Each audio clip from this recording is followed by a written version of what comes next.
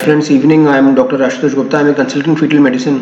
तो आज बात कर लेते हैं कि जब सेकंड प्रेगनेंसी होती है और पहली जो डिलीवरी है वो सिजेरियन से होती है, और इस प्रेगनेंसी सेकंड प्रेगनेंसी में अगर अवलनाल जो प्लेसेंटा होता है, अगर वो स्कार के ऊपर अगर होता है, जिसको प्लेसेंटा प्रीविया बोलते हैं, तो एक सिंपल सस्पिशन और एक अल्ट्रासाउंड से हम ये अंदाज़ लगा सकते हैं, ये आइडेंटिफाई कर सकते हैं कि प्लेसेंटा उस स्कार में, उस प्रीवियस LSCS स्कार में कितना अंदर तक गया हुआ है। ठीक है, तो एक सिंपल अल्ट्रासाउंड से पूरी मैनेजमेंट ही बदल जाती है 360 डिग्री। तो वो मैं आज आपको बता देता हूँ।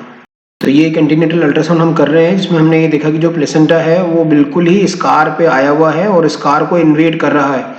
सो this becomes placenta accreta and increta, अंदर की तरफ इन्वेड कर रहा है। और ये MRI फाइंडिंग्स हैं जो हमने बाद में कराई हैं, जो कि इसकी कंफर्म करती हैं।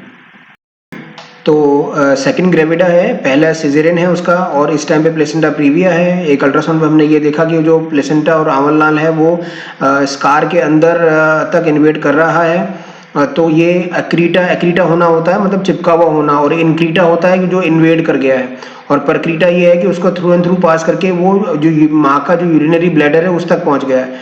तो ये एक्रीटा और इनक्रीटा वाली स्टेज में था। और सेकेंडली हमने फिर बाद में MRI कराई, और MRI से हमारी फाइंडिंग्स कंफर्म हो गई।